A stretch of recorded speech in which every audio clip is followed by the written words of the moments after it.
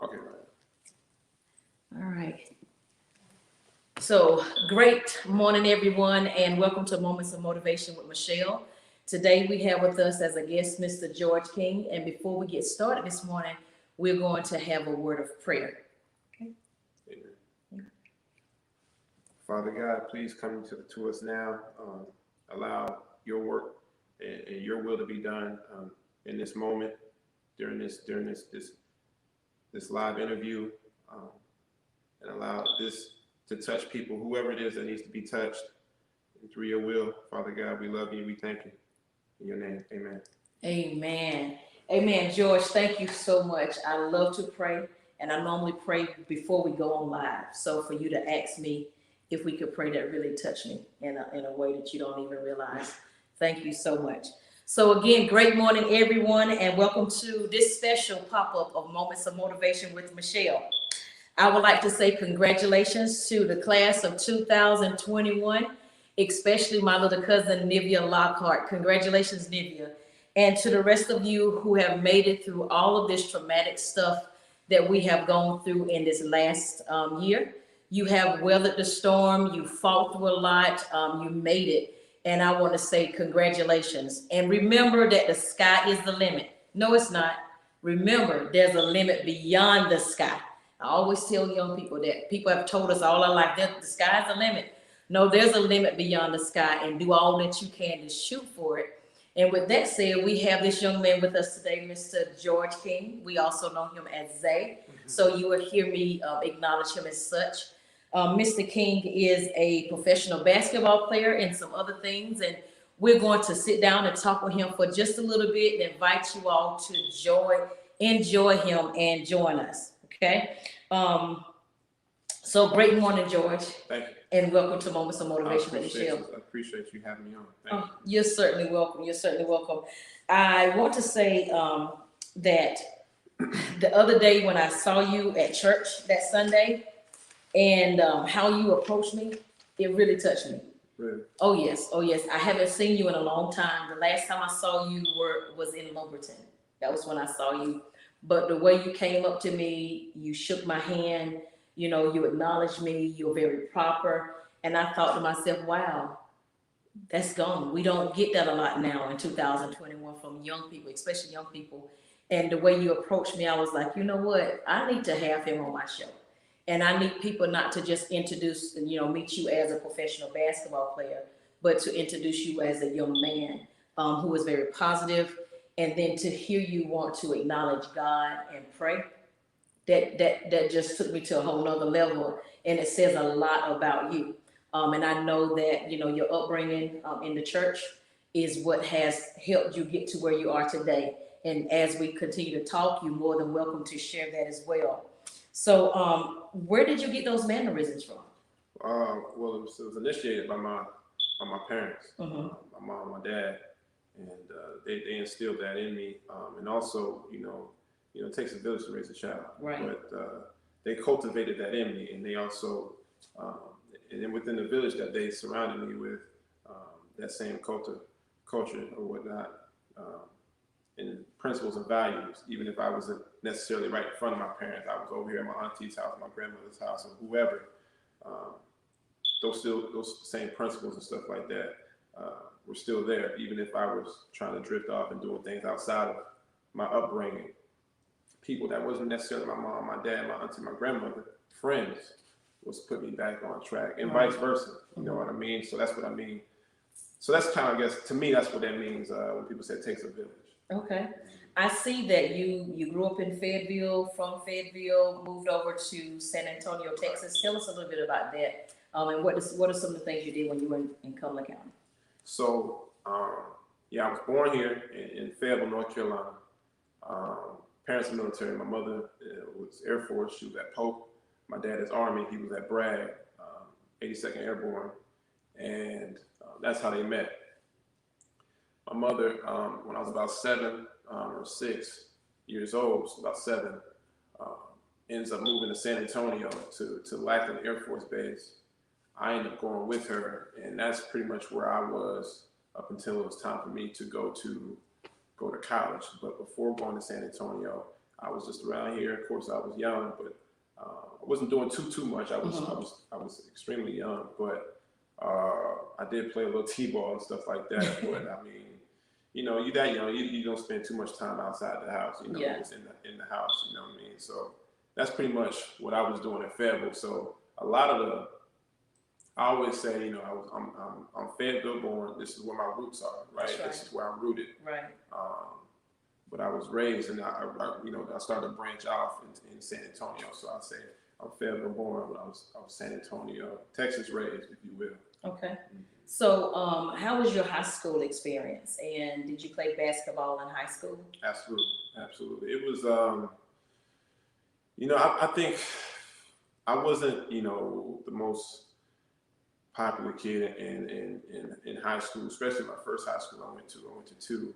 My freshman year, I went to a school called John Paul Stevens High School. As a freshman, I was on the freshman team, just trying to figure my way around, just like any old freshman. Basketball-wise, I wasn't anything spectacular or anything like that, but I definitely had my learning experiences as a freshman, just like, you know, getting suspended from school, Okay.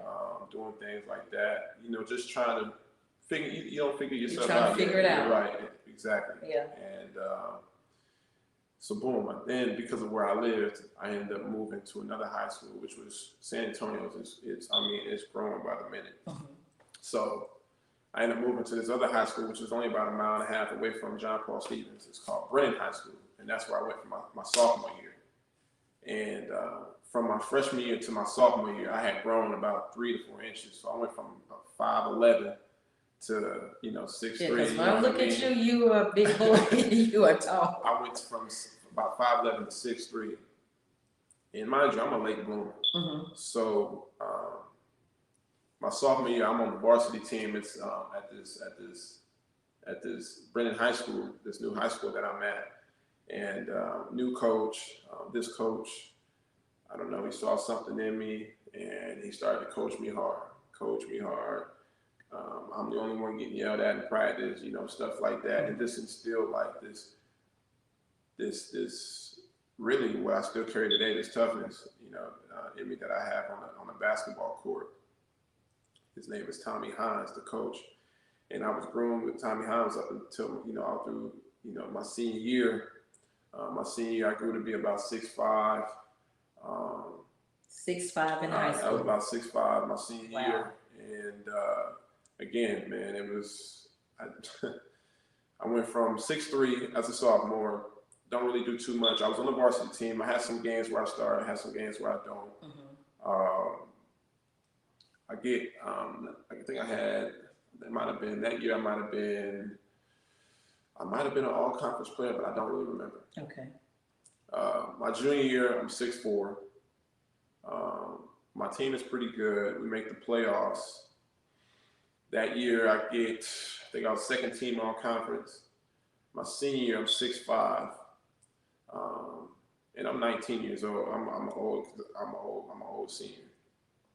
I'm 19, and I get first team all conference. I'm first team all state. I actually win player of the year in the city. Congratulations. Thank you. In 2013,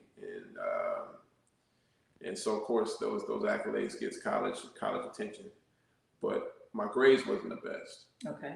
You know what I mean? So a lot of schools Division I schools didn't want to recruit me. I was getting JUCO offers. You know what I mean? And in my heart and my mind, I knew that I wanted to play top level Division I. You know what I mean? What is it called? The BCS level schools. So you got like the Pac-12, the Big 12, the Big 10, ACC, and I'm missing one. But the top conferences, that's where all the professional basketball players play normally if you're coming out of college. And I felt like I always wanted to play in the NBA since I was 5 years old. That's the one thing I always wanted to do.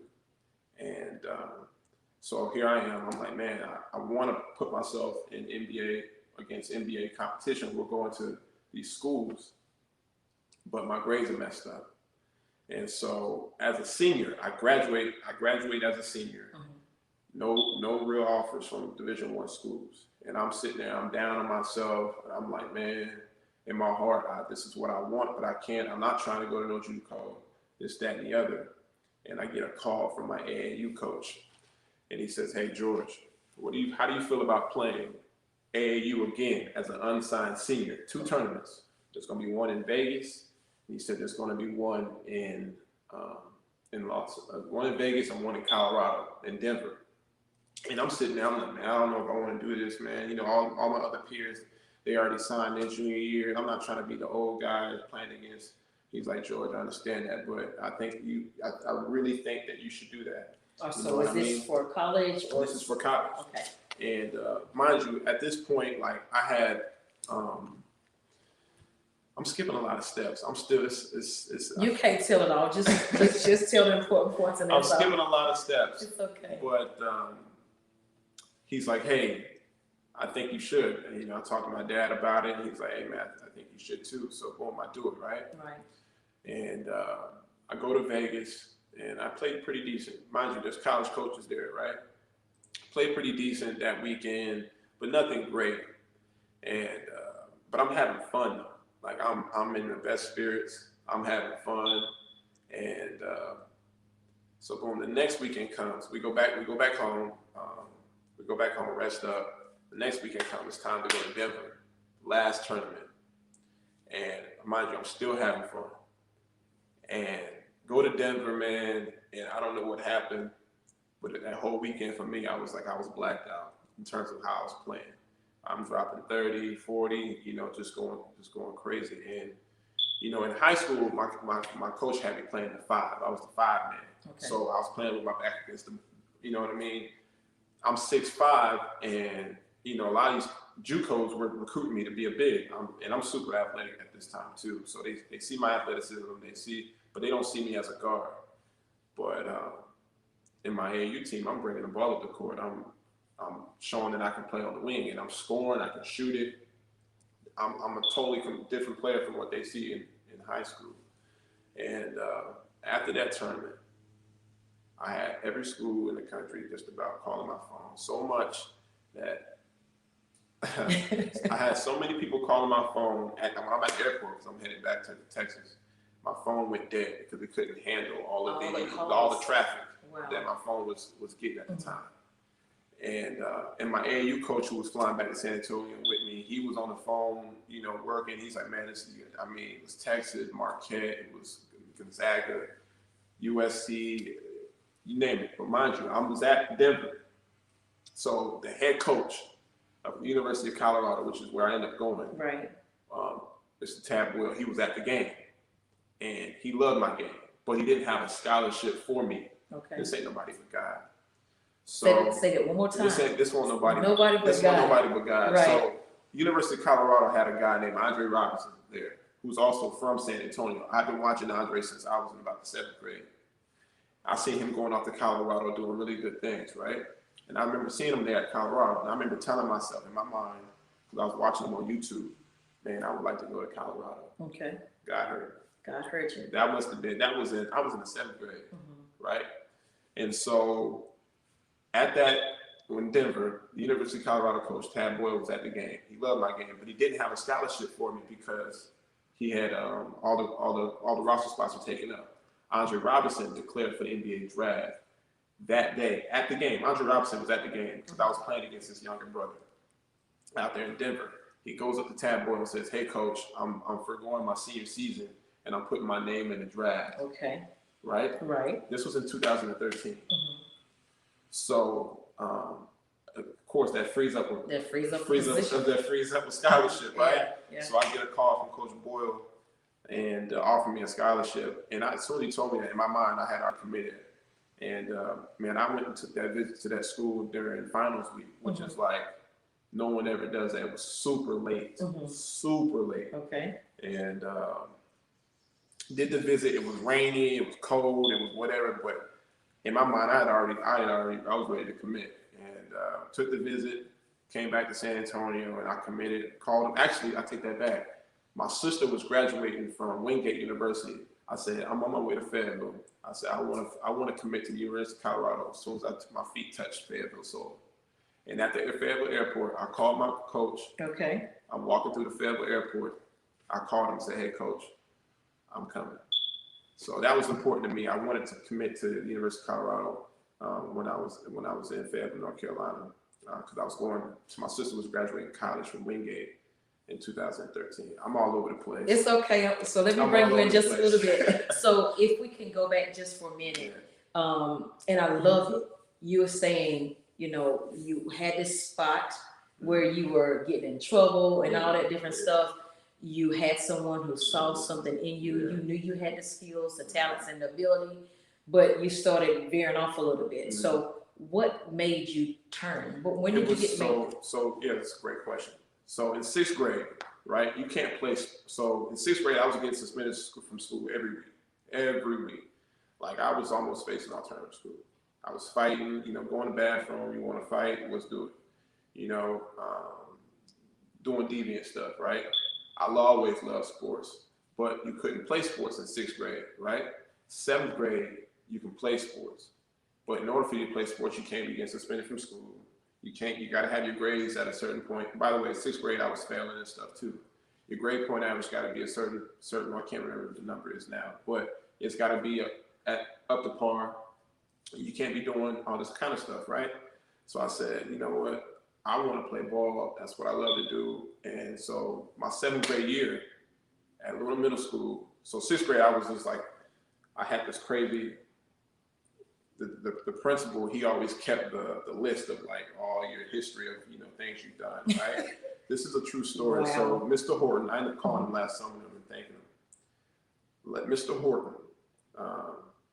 the principal at Luna Middle School, after so seventh grade, sixth grade, I was bad. You know what I mean? Yeah, I was bad, right? So seventh grade, now I can play ball, everything's good.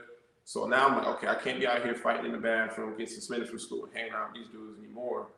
I'm gonna hang out with the basketball players, this, that, and the other, because that's what I love to do. So my grades are better because I have to in order for me to play ball, and of course I'm not getting suspended anymore. Right. And so after the end of the year, my seventh grade year, the principal called me into his office. I thought I was in trouble. It was like routine for me. You know, I didn't know what I did, but we were about to find out. You know, seventh grade. Calls me into his office. He said, "George." I said, "Yes, sir." He said, "You want to see your file that we have on you from sixth grade?" I said, "Yeah." He's like, he pulled it out. He showed me. It was like this, right? It's a long list of stuff that I did, right? He said, "You want to see the one that we have for you for seventh grade?" I said, "Yeah, sure." He said, "We don't have one." And he asked me, what was it? Well, I was going to ask you that same question. What was it? I didn't have an answer for him. I didn't know. I didn't know at the time. And sitting back and thinking over the years, I remember that, and him asking me that always stuck with me. And it wasn't until about last summer I can answer that question to him. So I tracked him down. Okay. I tracked him down last summer. We jumped on the phone, and I told him, I said, "Hey, Mr. Horton, do you remember you asked me?" And he actually didn't remember. But I told him, I brought him up to speed, and I said, "This is what you said." But I was like, this is what it was. And I told him it was basketball, it was sports. And he was talking, he said, "George, it's good to hear from you, man. We've been keeping up with you, this, that, and the other." But yeah, that's what it was. It was sports. And then of course, eighth grade, you know, same thing. And then it was time for me to go to high school. But it was sports that got me on track. So after the sixth grade on up, there was no more issues with behaviors, getting suspended from school or anything like that? I had my little hiccup in high school, but for the most part, no. Okay. So, because there are a lot of young people who like to play sports and they want to go to college and they want to play pro ball. Because my son, that was one of his issues, was always getting in trouble all the time, always being suspended. And it does hinder you from being able to go to that next level. So I applaud you for making that turn because you had a greater passion than the behavior problems. It was now. I was bored. I think that's what it was. I think I was bored, and all the energy that I had and what put toward the sport. Do you think it was your height because you were bigger than everyone? I wasn't though. I wasn't. Okay. I wasn't small, but I wasn't like bigger than everyone either. I was pretty much like everybody. Sixth grade. Like I said, I'm a late bloomer still. Okay. And so yeah, it was just like, you know, and that was, I guess, that, I don't know, man, it was crazy. So I keep referencing your height. You're a very tall person. So where do you get that from? My family. My dad's tall. My dad's about 6'7", 6'8". My mom's 6'3". I don't think we have anybody on my mom's side that's under 6 foot. How tall is your grandmother? About 6. We was talking about this the other day. She probably about. She said she's 5'11" now, but she said in her day she was 6'1". Okay. My grandmother's 70 years young, so 74 years young. Okay, so then we're hitting on your grandmother, and just a couple of months ago, we celebrated Mother's Day. And we know that your mother and your grandmother both instrumental in your life and where you are today. Is there anything that you'd like to say about them and tell the people who your grandmother and your mother is and who they've been in your life and who they are in your life? Most definitely. So my grandmother is Miss Eunice Diggs. She's the preacher she's the preacher at Greater Victory Temple Church in Rayford, North Carolina. Her daughter, my mom, is Tressie King. And like I said, Texas Village, my dad's in there too, but we're talking about Mother's Day right now. I just want to say thank you to all the mothers too. Miss Amy, if you're watching this, my Tanya, I mean everyone. Everyone had a hand in this, man. So I would say thank you. So Xavier, I remember watching you play, and I think this was during your college career, and your mother received an honor during the game. My Aunt Lisa. Yeah, Lisa wrote. Aunt Lisa, I'm sorry. It's true. They always say don't start calling names because you start calling names, you're gonna forget someone. I know. Yeah, but if you think about somebody else, you can always acknowledge them. But I remember watching you playing during your college career, and your mother was acknowledged. She received an honor. Is that something you would like to share? Because I saw that and I cried, and I want to know, how did you feel? That was the highlight of my year. Okay. Mm-hmm. That was crazy. So when my mother and I think it was our second year living in San Antonio together, she had got promoted in the Air Force, and in the promotion ceremony in the Air Force, they like pin you on, put your stripe on, get an extra stripe, right? And so I remember I had been about 8 years old at this time, and I had pinned her on then. Since then, I haven't been able to see any of her promotion ceremonies or be a part of it. And my junior year in college, she was eligible to be promoted again, which she was.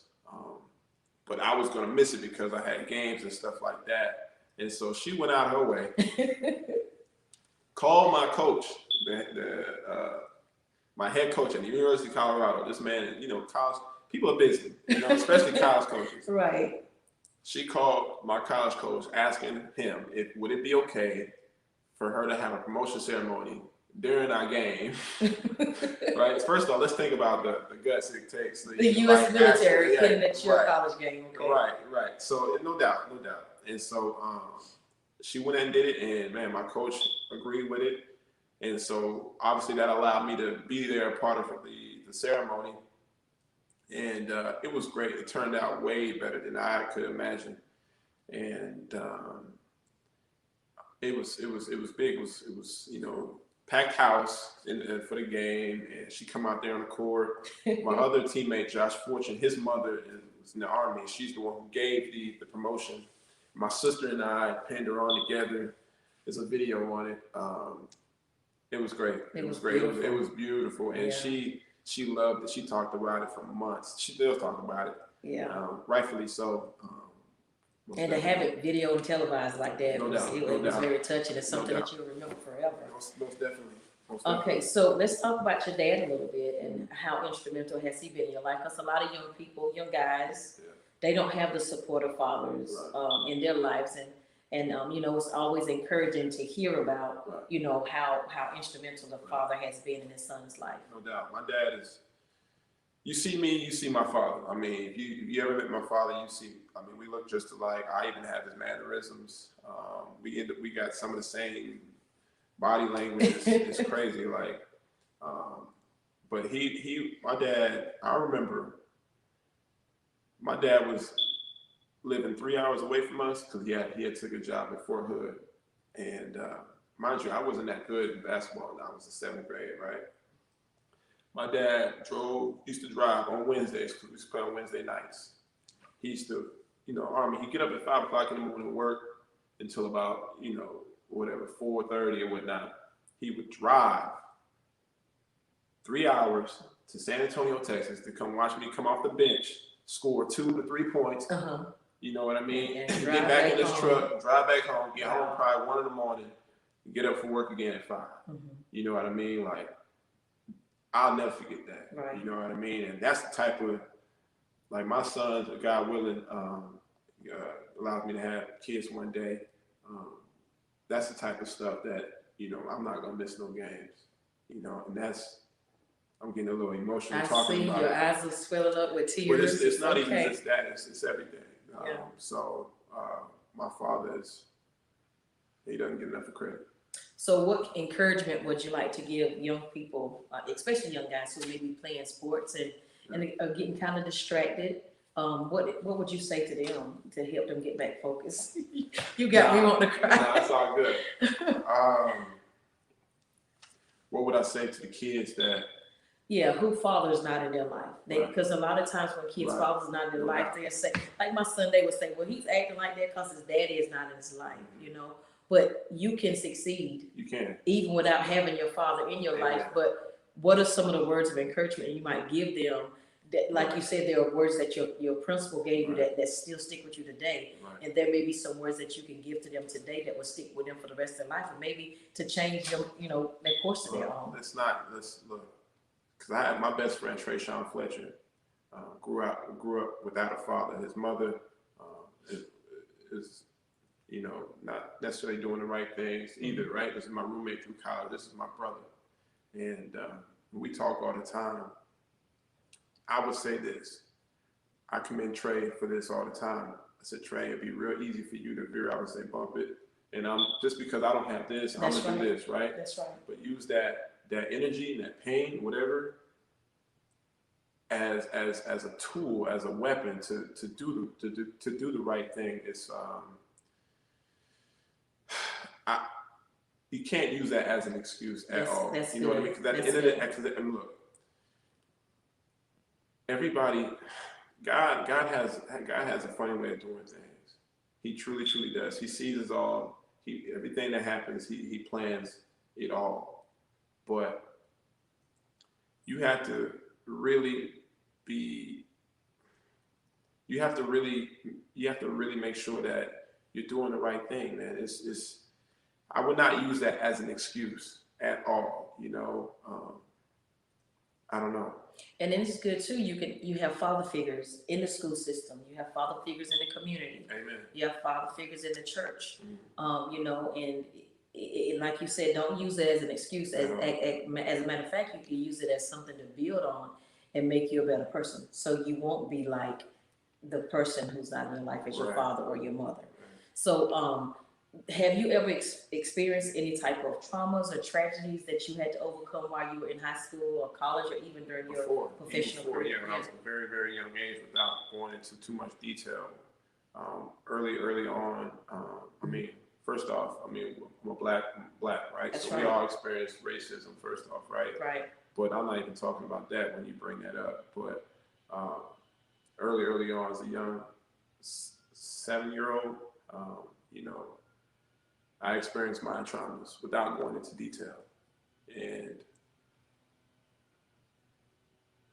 I try not to allow those traumas to dictate or to. So first off, we go through things, right? Right. For a reason, and God sees it. And we go through things. So one, I believe for me, you can share those experiences because there's someone who went through or going through the same thing, right? And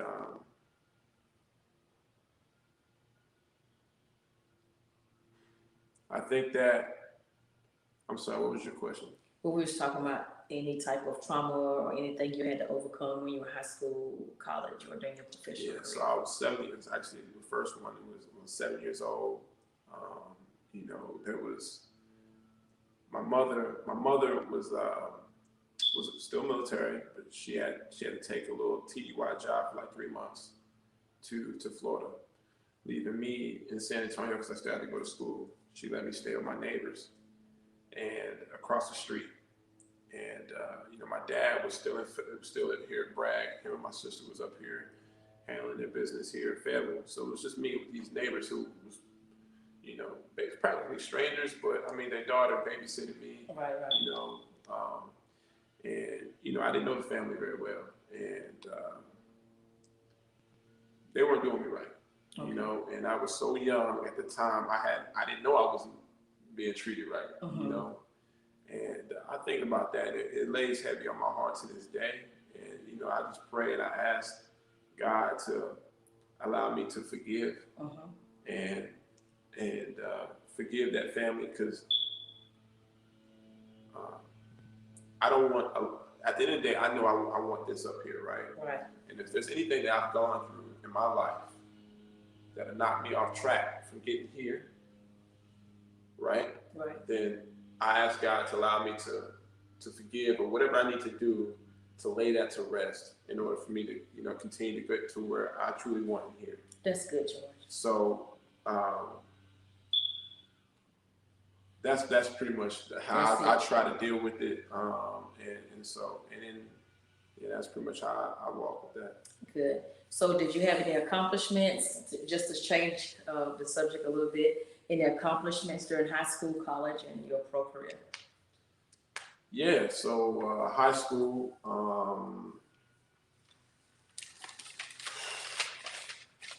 first off, I told you school didn't come easy to me at all. I was always flunking and stuff like that. So like even the little stuff, man, I mean, getting the little ribbon for make B on the roll or A on the roll, that's an accomplishment. That's right. That's an accomplishment. That's an accomplishment. Yeah. That is an accomplishment. So academically, those were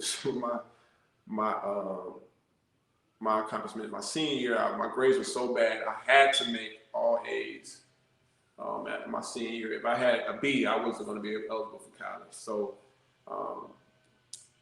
thank you to the administration and Miss PC over there at Brennan High School, and Coach Hines, who helped me with my grades to make sure I was on track and on pace for getting all A's and stuff like that. That's my academic accomplishments. Athletically, in high school, like I said, I was San Antonio Player of the Year. Was the first team All-State, that kind of thing. In college, my sophomore year, my redshirt sophomore year, because I did redshirt in college, I was the most improved player in the Pac-12 right after my redshirt year. My senior year, I made second team all conference. Not necessarily proud of that, but I did do it. That was me. So, and in my pro, I just had my best professional year this year in Europe. That is in Germany. I'm happy. I'm not happy, but I'm okay with that. But a lot more steps to be taken. So tell us a little bit about your professional career. Who are some of the teams that you played for? Yeah, so I was drafted out of high school with the Sun, or out of high school. I was drafted out of college with the Phoenix Suns. I played, and then after that, I did summer league with the Utah Jazz. After that, I went to Europe and I played for a team in Italy called Aquila Basket Trento. Great organization. I left Trento early and I went to Poland and finished the year off in Poland, and then coronavirus hit. So I was back home March 15, 2020. And then this past year, I just went to Germany, Chemnitz, Germany, East Germany, and I played for the Chemnitz Niners, and I played a full season there. Okay. And I'm here now. All right. Yeah. So I would like to find out from you, how did you feel when you were drafted out of college to go play for the San Antonio Spurs? The Phoenix Suns. Phoenix Suns, thank you. This cool. You might have just said I might have spoke that into existence. You might have just said that. What you got? How was that for you as a young man coming out of college? All the things that you had encountered already, and man, you finally get drafted. How does that feel? Man, so like I was telling you earlier, you know, at any moment, anybody had been through what I had been through up to get to that point would have cried in that moment, right? Right. And I felt like I should have, right? Right. And I really had this, but I wasn't as present in that moment as I probably should have, because in that time, that whole year, really, I was so focused on trying to get here that I wasn't appreciating the moments here, you know, as much, because I didn't want to, because I was afraid that if I appreciate this down here so much that I might get complacent, I might get happy with being here, and it would, you know, put an anchor in my boat in order for me to get here. You know what I mean? So I was like, oh, I was more so like, okay, with the 59th pick, the Phoenix Suns select George King. I heard it, my family, you know, erupted, the house erupted, but I was still like, okay, cool, check that off the list. Let's go to the next. But instead of being present, you know what I mean? And these last 2-3 years, really, God has shown me, son, you can be completely present here in this moment and enjoy and soak up this moment and allow all your emotions to surround this moment and still get here. You know what I mean? But you know, you can still be present in the moment and still get to where you want to go. It's not always, you know what I mean? So sometimes I can be a little too ambitious, but so I think now if I heard my name being drafted to the NBA right now, I would definitely break down in tears. So, but not a dull moment though at all. Very appreciative. It was great. It was a great feeling. It was crazy because, you know, as soon as they drafted me, I get a phone call from the GM. He's like, hey, and it's 1 o'clock in the morning. I was the 59th pick. It's 60 picks total.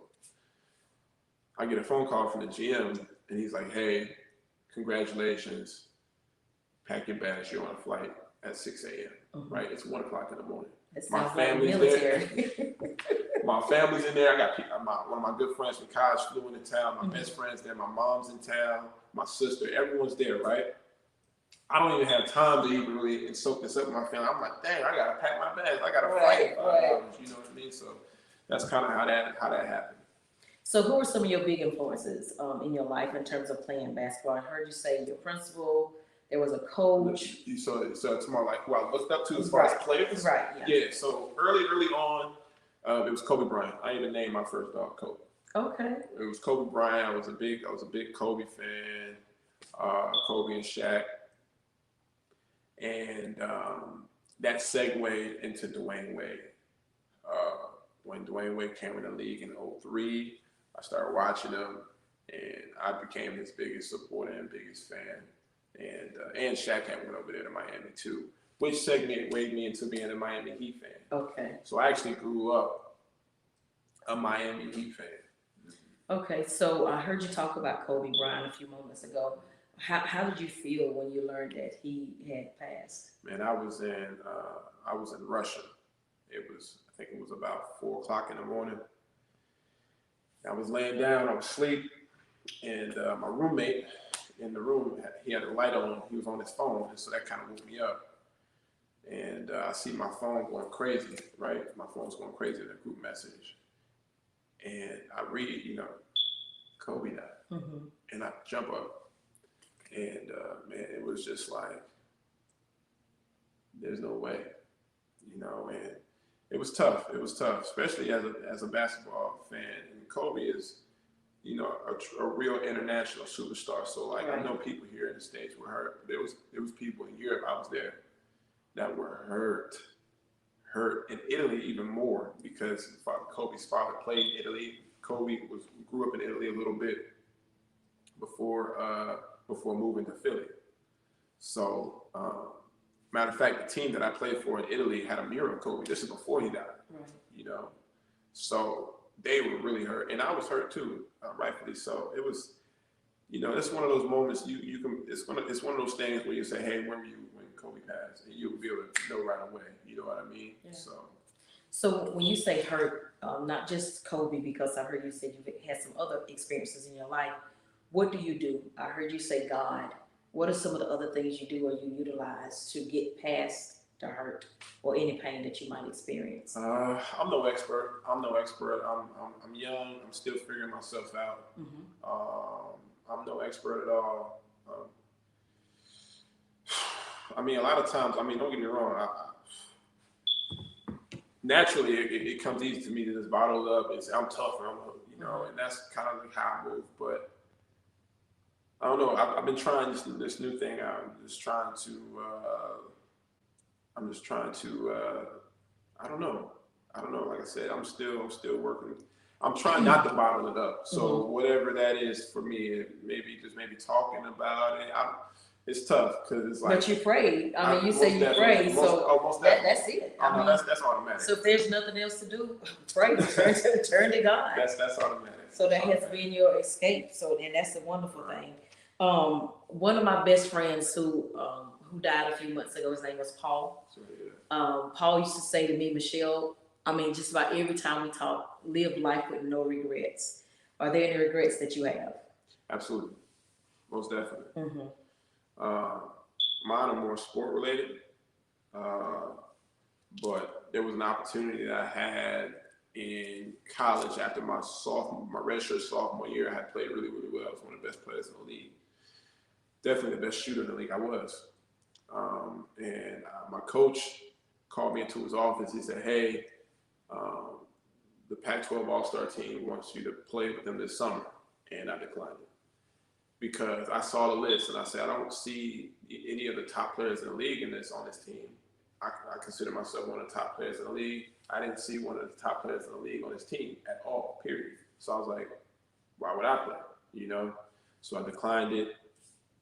Boom. 2 weeks later, I hurt my foot. I ended up, oh, wow. Right? God took the game from me. Wow. Because I wasn't appreciating the opportunities that he was, you know what I mean? And I beat myself up. Over it. You know what I mean? But again, like, you need to go through those experiences and things like that in order for you to appreciate, So I learned that lesson. Anything.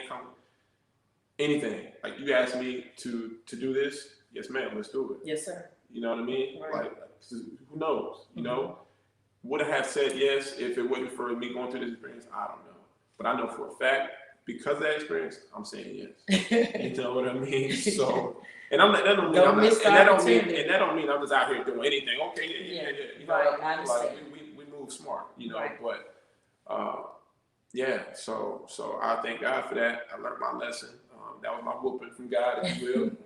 and we on to the next. All right, so on to the next.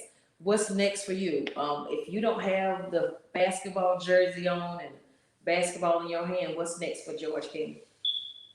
When I'm playing, if you're not playing. If I'm not playing, just in general. Yeah. What do I like to do? Yeah. Oh, you saying what's next? As in like what I want to do after basketball? After basketball. Oh, okay, I got you. So I'm kind of doing it now. Real estate. Real estate. Both sides, commercial and residential. I picked up a book one day, which is something I also didn't do growing up. Hated books growing up. Actually, didn't read my first book cover to cover until my rookie year. I was 24 years old.